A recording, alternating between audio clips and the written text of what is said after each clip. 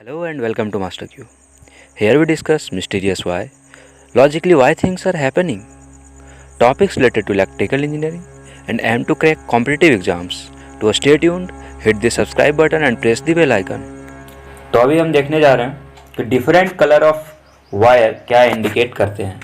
जो different colour हम देखते हैं डिफरेंट वायर्स में, या फिर वो वायरिंग का हो या फिर वो हमारा जो इलेक्ट्रॉनिक सर्किट होता है उसका वायरिंग हो, हम लोग वहाँ अलग अलग कलर के वायर्स देखते हैं। वो क्या इंडिकेट करते हैं वो तो हम जानेंगे ही, लेकिन उससे भी ज़रूरी बात आती है कि वाई हम लोग कलर कोड क्यों करें, क्या ज़रूरत है कलर कोड करने का।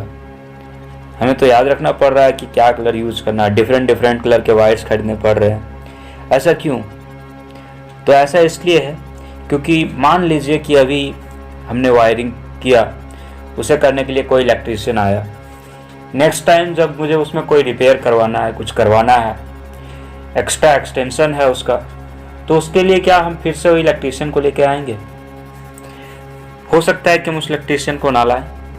तो जो दूसरा इलेक्ट्रीशियन आएगा उसे कैसा पता चलेगा कि यहाँ पे कौन सा वायर कैसा कनेक्ट किया गया, कौन सा वायर क्या है? सबसे पहला नीड तो ये है। दूसरी बात, मान लीजिए वही इलेक्ट्रीशियन आ गया, तो वो इलेक्ट्रीशियन तो अलग अलग घरों में जाके वायरिंग किया हुआ है, या फिर कनेक्शंस किया हुआ है, या फिर इंडस्ट्री में जाके वो कनेक्शन किया हुआ है। तो उसे कैसे पता कि आपके घर में उन्होंने कौन सा कनेक्शन किया था, कौन सा वायर को कैसे यूज़ किया था?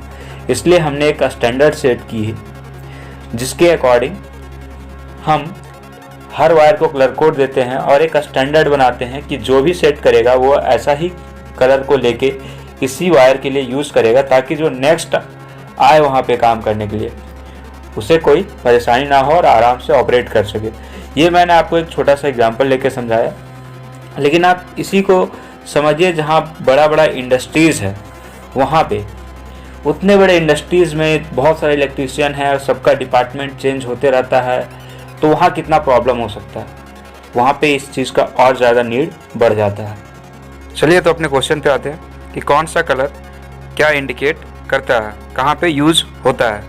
पहले ये बहुत ही आसान हुआ करता था, क्योंकि पहले बहुत ज़्यादा कलर डिफाइन नहीं किया गया था। पहले 2-3 कलर्स डिफाइन किए गए थे तो हम लोग ईजिली रिकॉग्नाइज कर पाते थे, लेकिन अभी वायर में बहुत सारे कलर आते हैं और इसकी वजह से बहुत प्रॉब्लम होता है कि कौन सा किसको इंडिकेट कर रहा है। तो चलिए जानते हैं इसके बारे में। आगे बढ़ने से पहले आप चैनल को सब्सक्राइब कर लें। तो सबसे पहला हमारा है ब्लैक वायर। ब्लैक वायर क्या इंडिकेट करता है? देखिए, ब्लैक वायर जनरली जो है वो पावर सप्लाई के लिए यूज़ होता है, और ये यदि यूएसए का बात करें तो यूएसए में इसे लाइव वायर फेज़ 1 के रूप में इस्तेमाल किया जाता है।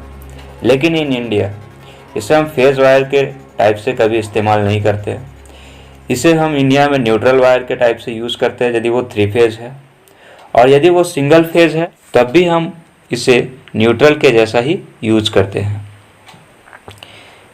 यूएसए में ऐसा भी है कि इस कलर के साथ यदि कोई और दूसरा कलर भी है तो इसे हमेशा हॉट ही समझा जाएगा। मतलब सबसे प्रायोरिटी वाला वायर जो है पावर सप्लाई के लिए वो यूएसए के लिए ब्लैक वायर है, लेकिन इंडिया के लिए ये न्यूट्रल है। नेक्स्ट है हमारा रेड वायर। रेड वायर क्या इंडिकेट करता है? रेड वायर यूएसए के लिए यदि बात करें तो ये सेकेंडरी फेज के टाइप से काम करता है, लेकिन इन इंडिया ये हमारा प्राइमरी फेज बनता है। और इन मोस्टली यदि हम लोग देखें सिंगल फेज में तो ये हमारा हॉट वायर या फिर लाइव वायर बनता है। नेक्स्ट हमारा blue and yellow wire. Blue and yellow wire क्या इंडिकेट करता है? यदि हम लोग यूएसए का बात करें तो ये दोनों वायर में से कोई एक वायर जो थर्ड फेज होगा उसे इंडिकेट करेगा। लेकिन यदि इंडिया के लिए बात करें तो इंडिया के लिए अभी तक हम लोग देखें कि सिर्फ रेड वायर जो है वो प्राइमरी फेज के रूप में यूज़ हो रहा है। जो सेकेंडरी फेज होते हैं जैसे फेज सेकेंड और फेज थर्ड, उसके लिए हम लोग ब्लू एंड येलो वायर का यूज़ करते हैं। लेकिन यूएसए में इन दोनों में से किसी एक को थर्ड फेज के रूप से इस्तेमाल किया जाता है। दूसरा है ब्लू, जो न्यू कन्वेंशन है इंडिया का, उसके अकॉर्डिंग न्यूट्रल के रूप से भी इस्तेमाल किया जा सकता है। यदि इसके साथ रेड या फिर येलो का कॉम्बिनेशन है तो blue as a neutral treat होगा। ये जो येलो वायर है इसे हम लोग जनरली देखते हैं कि फैन का जो आउटलेट है या फिर स्ट्रक्चर लाइट का जो आउटलेट है, स्विच आउटलेट है, इन सभी जगहों पे यूज़ किया जाता है। इनफैक्ट ये वायरिंग का जो हमारा सर्किट होता है इसमें भी एज अ लाइव वायर हम लोग यूज़ करते हैं। नेक्स्ट है white and grey wire. White and grey wire या बात करें हम यूएसए का या बात करें इंडिया का, इसे हर जगह एज अ न्यूट्रल ही ट्रीट किया जाता है। न्यूट्रल का काम क्या होता है? न्यूट्रल का काम होता है जो भी अनबैलेंस करंट है उसे ग्राउंड करना या फिर एक रिटर्न पाथ प्रोवाइड करना जब हम सिंगल फेज सर्किट में काम कर रहे हो। नेक्स्ट है ग्रीन वायर। ग्रीन वायर का यूज़ कहाँ पे होता है? ग्रीन वायर का या बात हम यूएसए का कर ले या फिर हम बात कर ले इंडिया का, ये वायर हर जगह पे अर्थ करने के लिए यूज़ होता है, ग्राउंडिंग के लिए ये हर जगह पे यूज़ होता है। इसके साथ साथ कभी कभी ग्रीन वायर पे येलो बार भी लगा हुआ रहता है, वो भी अर्थ वायर के लिए ही यूज़ होता है। नेक्स्ट हम लोग एक चार्ट में देखते हैं कि क्या क्या हमने अभी तक पढ़ा। यूएसए का बोलना है कि हम लोग फेज वायर जो यूज़ करेंगे उसमें black, red and blue use करेंगे, लेकिन इंडिया जो है उसका कहना है कि नहीं, हम red, yellow and blue use करेंगे as a phase wire. Neutral की यदि बात करें तो न्यूट्रल में यूएसए वाइट एंड ग्रे को यूज़ करता है, इंडिया ब्लैक एंड ब्लू को यूज़ करता है। Black in case of 3 phase supply and single phase supply both, लेकिन ब्लू जो है ये सिर्फ हमारा जब सिंगल फेज सप्लाई होगा और इसके साथ कॉम्बिनेशन यदि रेड या फिर येलो का होगा तो इसे एज ए न्यूट्रल ट्रीट किया जाएगा। ग्राउंड वायर के लिए ग्रीन कलर को यूज़ करते हैं, ग्रीन विथ येलो स्ट्रिप भी यूज़ करते हैं, और बेयर कंडक्टर यदि कहीं पे देख रहे हैं आप तो वो भी आपका मोस्ट प्रोबेबली ग्राउंड ही होगा, क्योंकि बाकी के जो वायर हैं फेज या फिर न्यूट्रल, इसमें max of the time current flow करता है, लेकिन जो ग्राउंड है इसमें बहुत ही कम टाइम, यदि कोई एक्सीडेंट होता है तभी इसमें करंट फ्लो करता है। तो बहुत ऐसे टाइम होते हैं जब हम इसे बेयर कंडक्टर के रूप में भी यूज करते हैं। आगे देखिए, आप एक यहाँ पे वायर देख पा रहे होंगे, ये वायर स्ट्रिप है। आमतौर पे इलेक्ट्रॉनिक्स में हम लोग इसे यूज़ करते हैं जब हमें बहुत सारा कनेक्शन एक साथ करना हो। ये जो वायर है, ये वायर से हम लोग सारा कुछ समझ सकते हैं। इसमें हर तरह के कलर को यूज़ किया जाता है, रेड है, येलो है, ग्रीन है, ब्लू है, वाइट है एंड ब्लैक है। तो इसमें हर तरह के वायर को यूज़ किया गया है।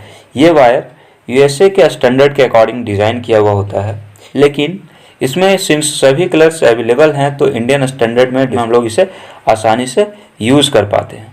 मैं आप लोगों के साथ एक चार्ट शेयर करना चाहूँगा जो कि इंडियन स्टैंडर्ड के अकॉर्डिंग है। इंडियन स्टैंडर्ड में क्या क्या यूज़ होता है, तो देखिए आप, सिंगल फेज के लिए हम लोग पहले रेड वायर को यूज़ करते थे, लेकिन अभी हम लोग थोड़ा सा ब्राउन जो होता है वायर उसे भी यूज़ कर रहे हैं।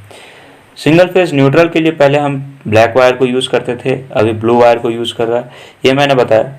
और ग्राउंड वायर के लिए पहले भी अर्थ वायर यूज़ होता था, अभी भी अर्थ वायर यूज़ हो रहा है।